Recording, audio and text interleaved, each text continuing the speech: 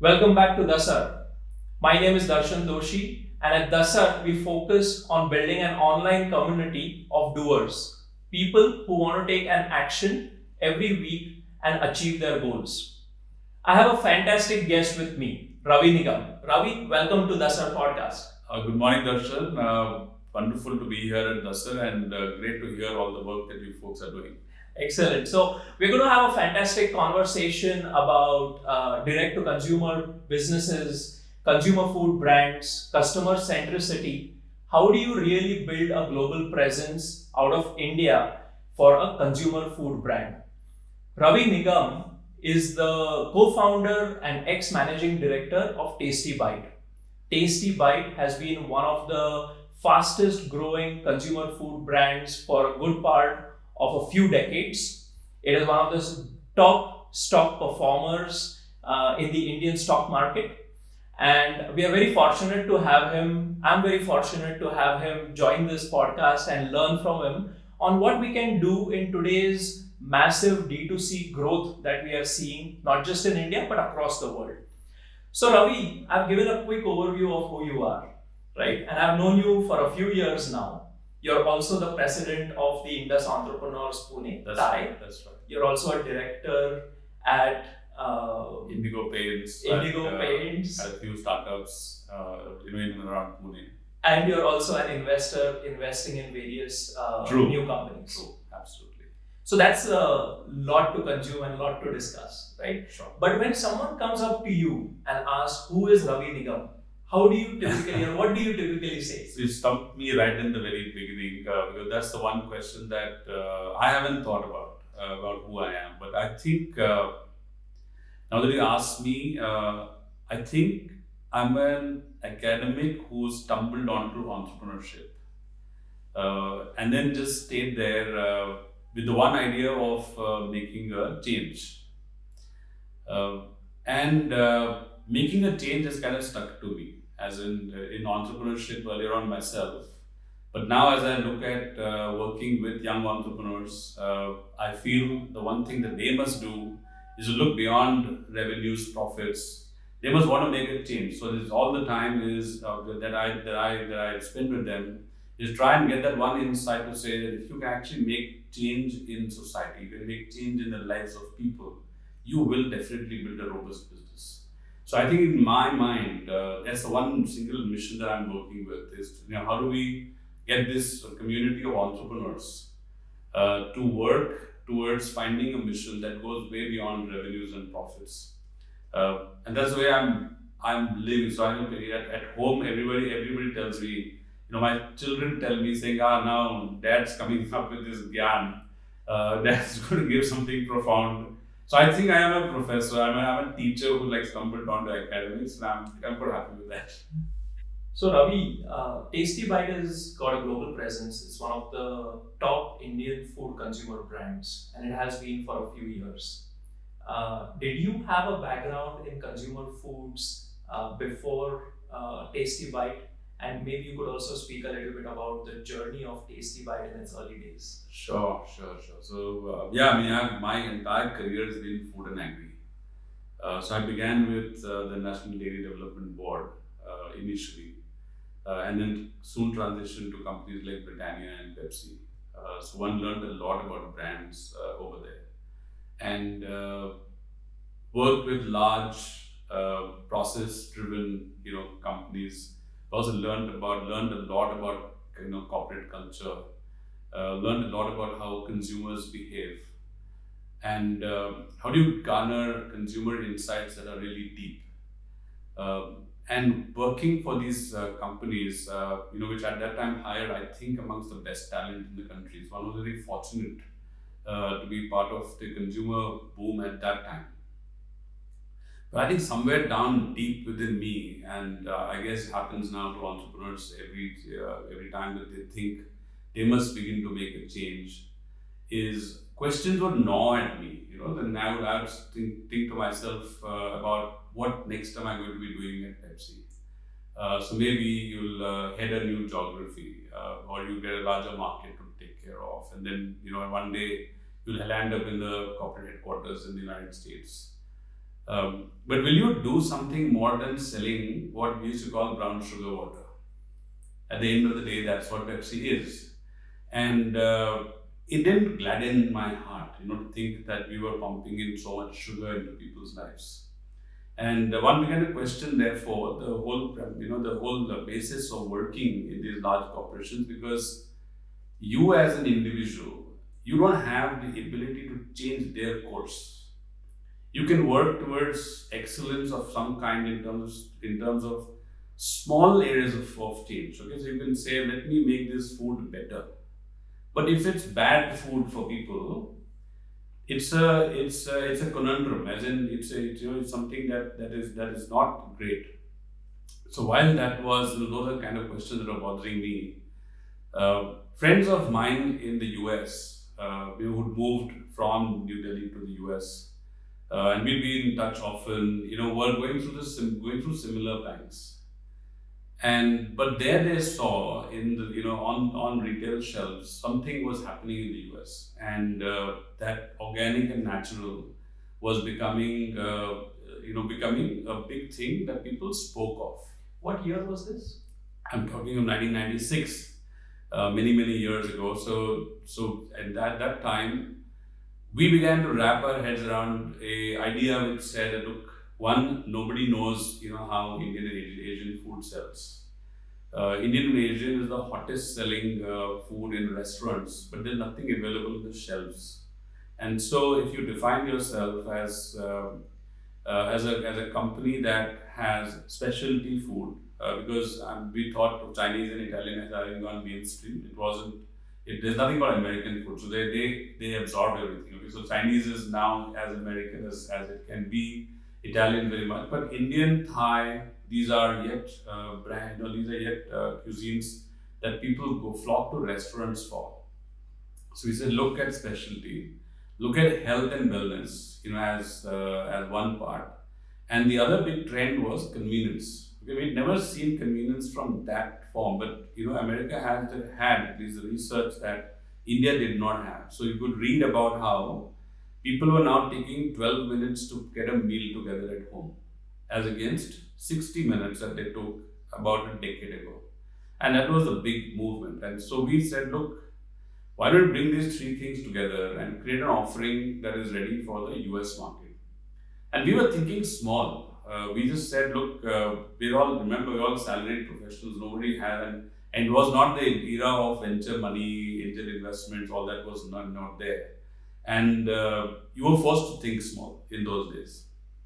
So it was about finding a manufacturer here in India or in other parts of Asia, put together a portfolio and actually become a marketing company. So we went and set up a marketing company in the US called Preferred Brands, and we were headquartered in Stamford, about an hour north of New York. And so we put together a bunch of a collection of products. So we had papadam, which was being manufactured in Dubai. We were doing a range of Indian ready-to-eat foods, sterilized foods that we got a manufacturer here in India, which was Tasty Bite, which was a BIFR Sikh company. They were just too happy to work with us. And then we had this company called Lemthong Industries in Thailand. We put all that together and we got the permission to use the brand Tasty Bite across all three products, even though they were not all manufactured at that time by them. So we began the journey by just becoming a marketing company. We buy from them, sell there. And we struck at that time what I call gold, with having Trader Joe enlist us. And Trader Joe and Whole Foods were just the two chains that were raising the flag across America for natural and healthy. So if you got into Trader Joe, it was like a really big thing. In almost a year's time, revenues were like $1 million for us. And it meant like $500,000 in gross margins. So we were like saying, this is, you couldn't have got a better break than this. So it's really a business that is funded, in our opinions, by our customers. And that's how Tasty Bite really, went. All our steps thereafter is really built from there. Then, in a very strange set of circumstances, and not forethought by us. The company in India got sold. The company Tasty Bite here got sold to Unilever as part of a larger transaction, M&A transaction that was happening when Unilever acquired the brand Quality for ice cream. So it became Quality Walls, if you remember, in 1996. Everything became Quality Walls. But part of the entire deal was Tasty Bite going along with ice cream to Unilever.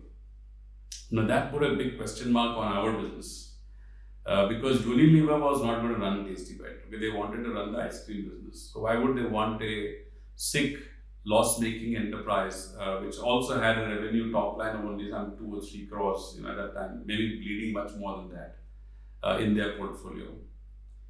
And so we would think for days together, saying, "Ab kya karenge? What will you do now?" And I don't know from where. It's hard for me to put a finger about which one of us actually made the proposition first. We said, "Look, why don't we go and meet with Unilever and find out what they are thinking to do with the brand?" And so we came back, went to Bangalore, and we met with R. Gopalakrishnan, RG as everybody would call him in those days. And RG, of course, went on to become this very celebrated director at Tata Sons. He was, of course, very, very celebrated at Unilever too. But we found in him a person who's, who was so good, such a clean conscience. And he heard our story about how we had, latched on to Tasty Bite to go and build what he said was a made in India brand in the largest discerning market in the world, which is, America. And he was like really proud of us. He said, "Look, you guys have done what the biggest corporations in India don't do. They think they manufacture in India, sell to Indians. You guys have thought differently. So and so we were talking not on two sides of the table. Okay, we were talking as if now we had become one in trying to find a solution for Tasty Bite, the brand, not necessarily for an investment that Unilever had. So we made a proposal to him to say that, "Look, why don't we buy the company of you, because it's a loss-making company." Little realizing that we don't really understand, what goes into M&A. And he took a laugh, and by that time, of course, lots of other Unilever people had got involved. We had people like John Pinto. We had M.K. Sharma went on to become vice chairman of Levers, getting involved in the entire discussion. But their advice was go find the money, because you do the net balance sheet. It wasn't as what it looked to us. It did require a significant amount of money to be raised. And we didn't have any money, to pay, even though despite the gross margins, there wasn't like cash in the bank to pay them. But I think you get lucky, you get fortunate, in times of you go and search for something, I guess you get it. So CDC at that time, which is Commonwealth Development Corporation, which went on to become Actis later on, joined us in creating a special purpose vehicle. So we created Preferred Brands Foods India Private Limited with a 50-50 JV with CDC. So they invested the money into this holding company, which then was given to Unilever, and the company got transferred to us. We didn't realize what it takes. We took in those days 18 months to get all the permissions from the government of India, because this became an overseas investment, because we were going to be investing from the US firm now in India. And we learned everything along the way. You stumbled, you found out something, you overcame the difficulties. And it was only in March 99, period of 15 months, that the share actually got transferred in our name. So the funny part, Darshan, is that I could not technically become an employee of Tasty Bite, even though I was running Tasty Bite myself. So I was running it literally on a power of attorney from Unilever. And I didn't have the power to sign checks. I didn't have for a very long time a designation, except that everybody knew that I had come in as the person who ran the business. So it's only on the 1st of April 1999 that we officially became owners of the majority of the company. Wow. We then, of course, things moved on. Gradual growth happened, and by early 2000s, I think We got entrenched in America enough to have Spins, which was a branch of Nielsen, tracking food companies. And Spins began to show data about Tasty Bite. We said, "Abhi, ab hum arrive ho gaye." You know, the thing is, Spins is Before we go into there, Ravi, I have a few questions which I want Sure. to understand and decode a little bit more. With preferred brands, you established in Connecticut, Yes. Stamford, and you had this insight that Indian foods, packaged foods, can make an entry into the US market. Correct. But how did that really happen? What was the insight or series of insights which gave you enough conviction to say, we're going to do this, even if it means only marketing, right? And not manufacturing or the operations, the logistics of it. Maybe just decode that a little bit for us, because this is way back in 1996, Yes. 97. Yeah. Love Trader Joe's brand, love Whole Foods brand. Trader Joe's was one of my favorite ones when I was in Has to Boston. be, yeah. But we are talking about two decades ago. So what gave you that conviction? So first was the big thing about realization that what I'm doing is wrong. Working in this large corporation selling food that is not good for people. That was the first thing. So there was this getaway syndrome. Okay, so don't work in a place which is serving bad food. Whatever, how much ever respect it gives, how much ever money it gives, just get away from that and find something that is good for people. And I think the five of us, although all of us come from different backgrounds, our chemistry was beautiful. Most times in meetings, I would find that one of us would start a conversation, and the other person could finish the sentence without any break. And I think that really helped us cement the thought about wanting to get it. And food, of course, everybody came from similar backgrounds. So we were not thinking non-food in any case. But why Indian food in the US? Correct. So it's a matter of chance. So I happen to be in India. Sohail happened to be living here, and and Ashok, Meera, and Hans were in the US. And I was traveling to the US on my work in any case. So one knew about what's happening in America, and remember that in those days America was this big thing, isn't it? Everything you got influenced was America, was by America, and we saw this big sliver there. Which, we were looking at food as a segment, and the movement of junk food, if I may call it, towards food that is healthy and good for you, was being spoken of very often. So John Mackey, for instance, who's the head of Whole Foods, spoke at innumerable forums, and it's hard not to be influenced by it. And one of my co-founders, Meera, is a researcher by background, like a market researcher by background. So she'd be throwing lots of information, data, analytics, all of us. So even though all done manually in those days, but the trending was very clear. The trending was extremely clear that there are three things that are driving opportunity on the good food space. One, of course, is the health and wellness trend. The second was specialty food. So no pizza, as against pizzas, noodles, pasta being as different from that. Specialty food, because people are flocking to restaurants a lot. And the numbers were showing a growth of like 30% year on year, as far as consumption is concerned. And the third was convenience. And I think as we decided, let's look at that. It just so happened that we found a product manufacturer in Thailand, and we found a product manufacturer in India who was able to do that, and we were fitting this jigsaw puzzle. And so we jumped in. We said we have like the market there, we have this, and so we began to take part in road shows, in exhibitions, whatever little money we had and could afford. I think we began to do that. And in one of those shows in Anaheim, it was a buyer from Trader Joe's who came and saw this product and said, "I like it. Would you like to manufacture for us?" So it was purely just that. And I think we got sucked into that business from that. There's a whole different journey to go from 0 to 1 and then 1 to 10 or 100. So what were, how did you choose international markets for growth? And what were the distribution channels? Just really in the trenches, what happened? So let me give you a few examples of how we went along the way.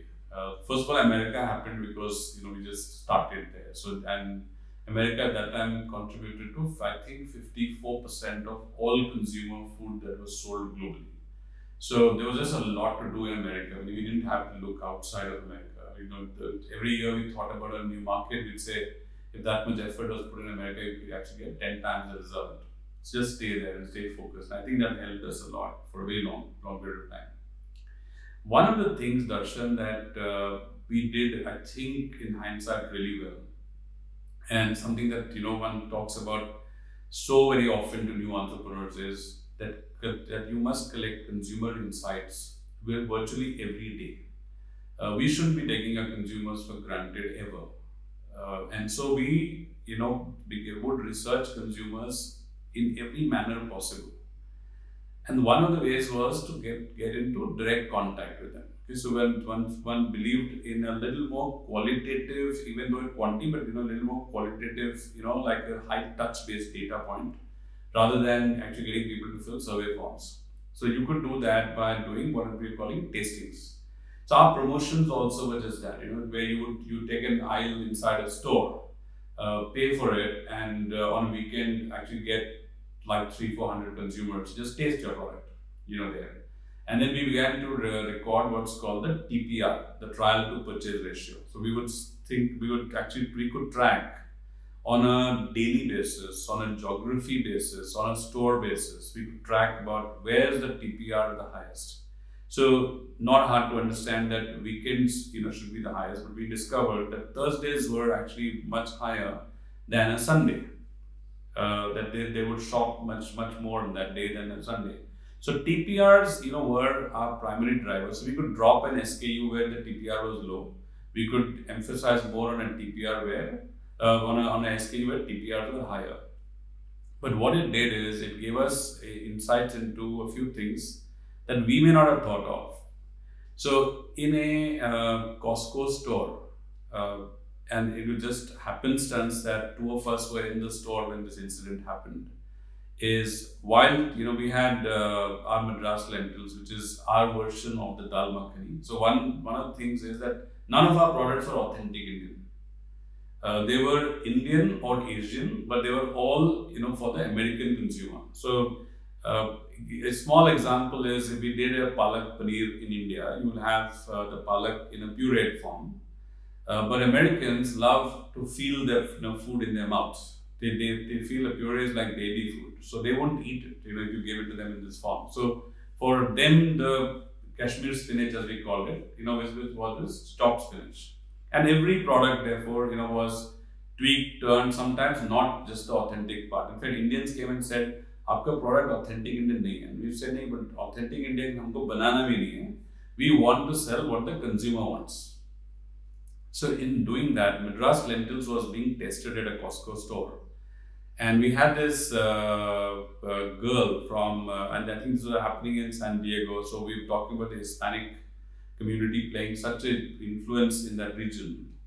And this girl comes up, she took a spoon from this small cup, and she must have really loved it. Okay, so we could see her running across the aisle, and she grabbed her mom, all of 8-9 years old, say, "I want to buy this." And so she came back, got her mom to taste it, and she said, "Okay, great, let me go buy it." And we used to sell these 4 packs. Okay, everything in Costco is a big pack.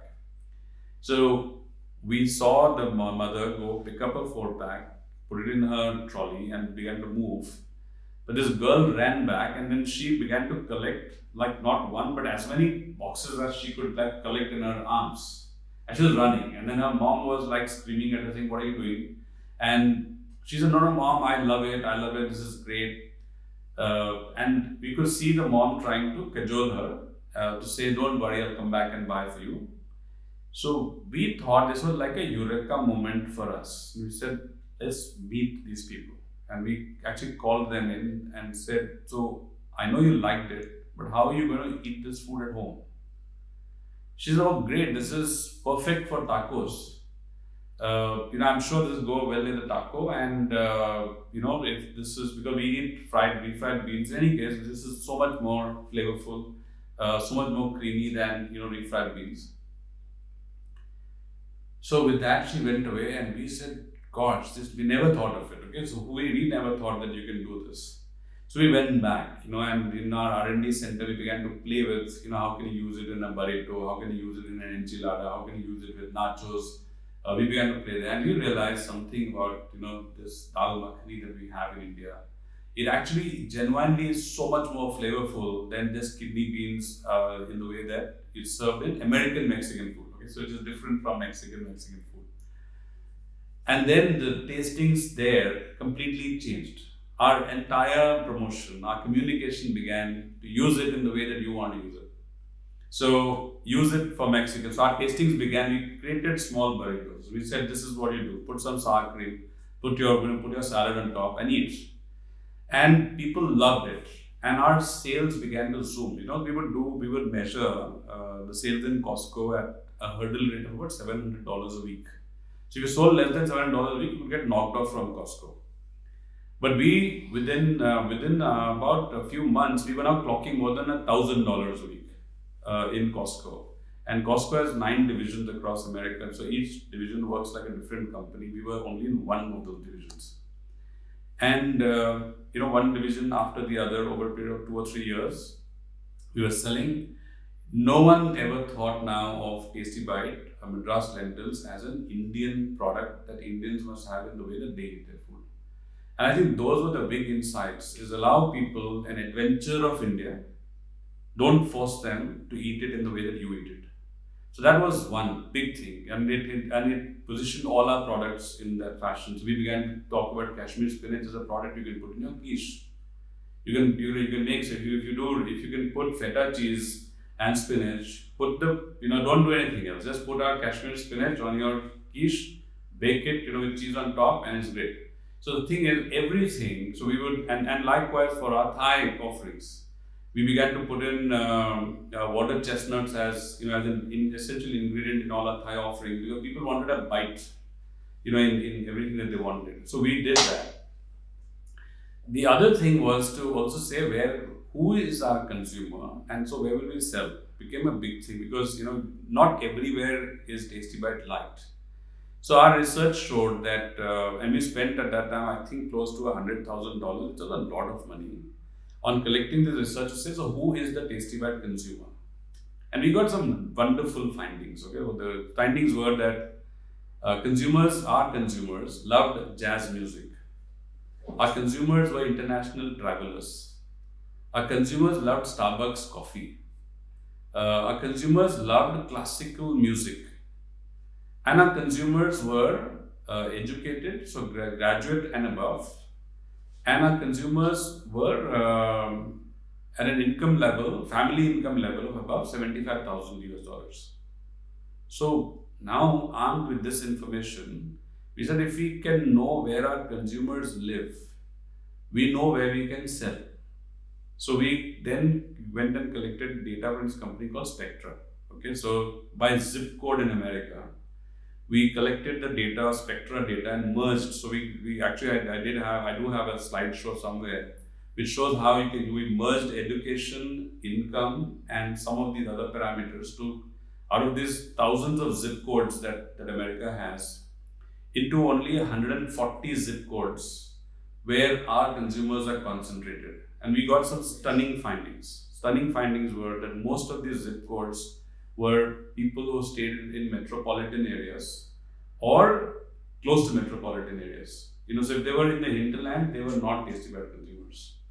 So when we went and pitched to Walmart, 4,000 stores, and who doesn't want to go there?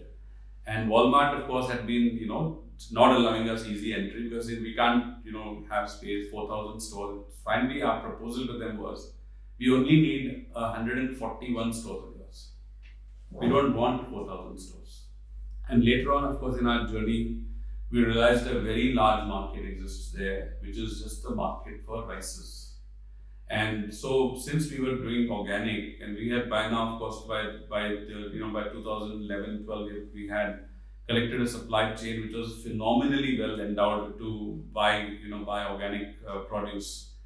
We had clusters in Uttarakhand, we had clusters in Jammu and Kashmir, from where we could actually bring in these products. And we went in and launched this. Now a completely new category. Okay, so we were ready to eat food in terms of, when you say the share of plate, we are center of plate. Now we want, like, what do you eat it with? We will give you the rice that you want to eat it with. So we launched 4 plain rices, which were, the plain long grain rice, basmati rice, brown and jasmine. And then we got 5 flavored rices. So we had rices like Thai lime, or we had paella rice, or else even a tandoori rice there. I think that kind of changed. We moved into a new gear altogether, because now Costco was beginning to love us, because this was a product that sold in massive volumes there. Okay, so the market dynamics changed. So from a niche market player, so we may have been like the big boys now already in a very narrow market, which is ethnic. And now we are saying with credibility behind us, we were entering the bigger market, which is not that of rice, where only one brand succeeded, which was Uncle Ben's. Okay, so we said this is a classic David versus Goliath story. Uncle Ben's knows how to manufacture, in mass. Uncle Ben's knows how to source everything mass, but Uncle Ben's does not have consumer insight like we do. So we looked at Australia and New Zealand because of its familiarity with Asian food. You would know that these markets are extremely experimentative. Unlike, say, in France, these are Australia and New Zealand very experimentative with food. And so even though the geography was so far away from America, we said let's set up an office here in Pune that takes care of this geography here. And there were just 2 chains, Woolworths and Coles in Australia, and we made a pitch there. Foolhardy pitch in my opinion, where we said उनको जाके सब कुछ Indian Ocean दे देते हैं. So we went up with these mock-ups, of the entire offering that was being sold in any store in Australia, from papadums to ready to eat to spices and powders. It's foolish, of course, and we got shot down, saying, "Do you really manufacture that?" And we said, "No, but we don't. But we want to become this one-stop shop for Indian and Asian." And we did not become that. But I think they loved what we are doing in America. And with that range, both Coles and Woolworths became our customers, and we followed the same model, of high-touch consumer contact, data analytics, over there. And we became a nationally selling brand in America with a ACV of over 80%. ACV is the all commodity value. So you measure it by the total universe of the number of stores, and how many of those stores are you in. So anything above 40% is great for a consumer brand. We were at 80% plus now in all of Australia and New Zealand. Whereas our ACV in America, despite larger distribution, was now only at 15% and yet growing. Because America does not have like a national chain, like how Coles or Woolworths have in Australia. So even Walmart is only, I think, 12%, of retail sales for America, even though it's like so large. D2C has taken off, not just in India, but around the world.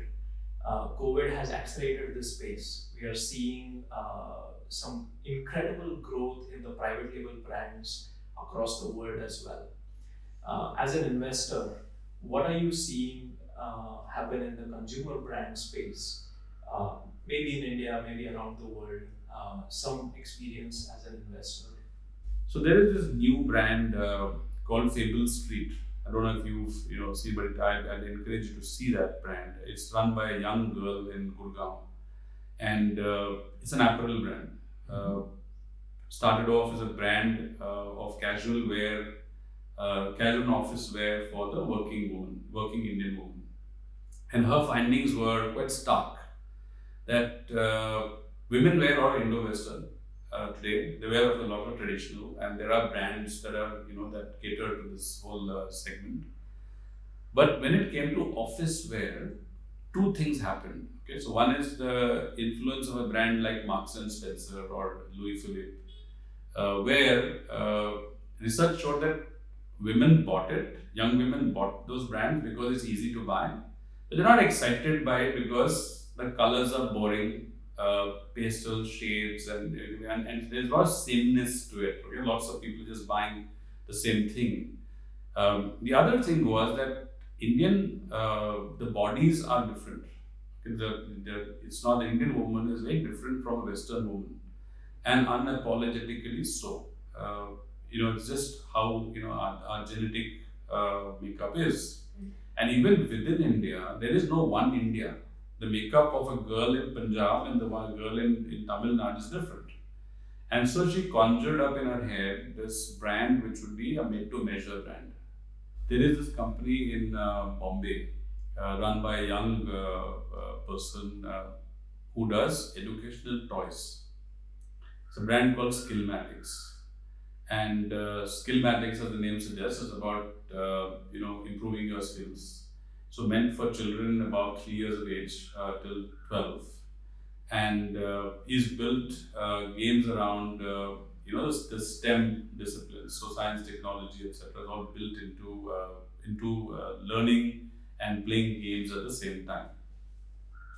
So when I looked at the business initially, we liked it, but the go-to-market strategy was not clear, for us, because in our heads, the driver of that business is the parent; it's not the child. And how many parents are going online to buy for their children? So, I know children these days, youngsters, will go in, or those who have really small children maybe going online. But what happens to a 40-year-old who's not used to online? So, Skillmatics initially, the whole thing was let's build an offline presence first.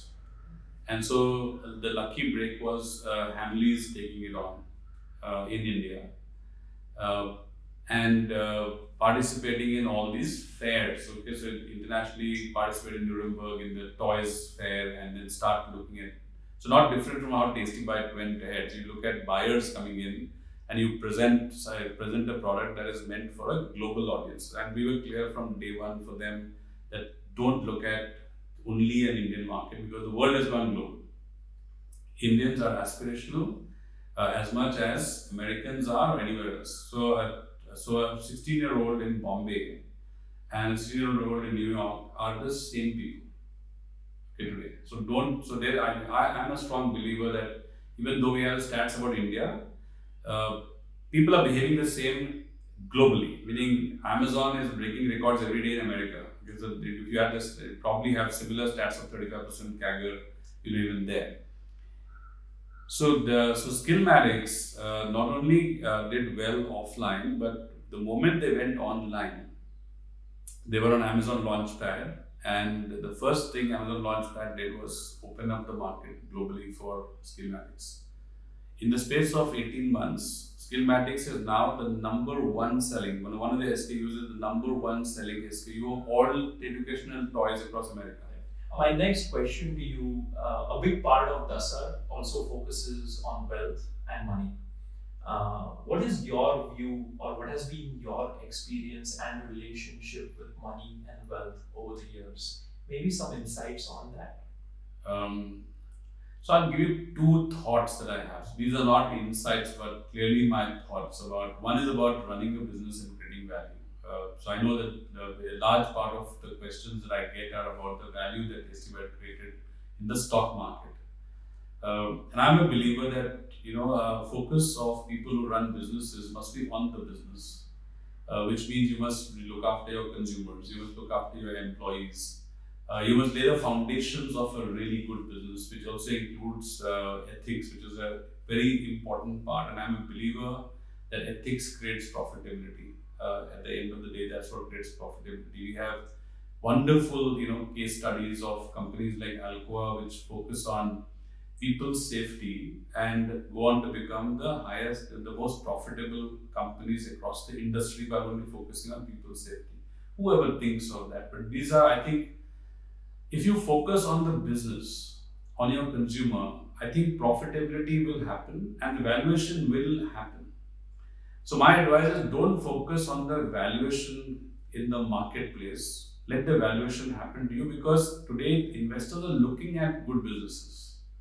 Investors are looking at businesses which are being run ethically. They're looking at businesses that have a good, CAGR growth of the top line and the bottom line because of what you do. And so therefore, if you don't focus on the value creation, as in stock market value creation, but focus on creating value in the business, you will automatically create value in the market. So that is my first thought. Because if you look at it in reverse, it might force you into doing things that are not right. And we do have some examples that I won't talk about, but there are examples in the marketplace in terms of how founders sometimes play the market. So I don't support that. I think you should focus on the market. The second is the whole thing about wealth creation, and being part of TIE has also influenced me and my thoughts. That wealth creation creates a lot of goodness around. And it creates employment, it creates new opportunities, it creates the desire to do entrepreneurship. And as we mentor young companies, we're constantly telling them that look, becoming rich is an end game, but you can only become rich if you do good. Okay, so there is no magic mantra to becoming rich. You can. There are hundreds of examples of people who become like super rich, but each one of them has delivered goodness to the world. And therefore, goodness and wealth creation are like entwined together. Meaning, I'm taking some maybe gambling out of the way, because there is no way I can define how to run that business. Maybe someone else is qualified to do that. But I can say that look, the majority of businesses end up doing really good for society, and therefore, wealth creation, in my opinion, is a good thing if you've approached it from that worldview. Incredible podcast, Ravi. Thank you for joining this morning on DASAR podcast. It's been incredibly insightful. I'm sure our audience members are going to benefit a lot, and hoping to get you back in a close communication, in a close conversation with our community members soon. No, thank you, Darshan, for inviting me here. I thoroughly enjoyed our discussion, and as you have your community of DASAR opened up, I'd be willing to contribute, learn, and all of that. Perfect. Thank you. There you have it, guys. An incredible podcast with Ravi Nigam on DASAR in the D2C series. We have a lot more speakers coming up in this series, which you will see in the coming weeks. If you haven't already subscribed, go on YouTube. You will find DASAR channel, or you can visit our website www.dasar.in. Put in your email address. If you are working on a hobby, on your startup, or want to figure out your personal finance, we have an online community which you can join in. It's a closed community where people are looking to achieve their health and wealth goals. So I'll see you soon. Thank you.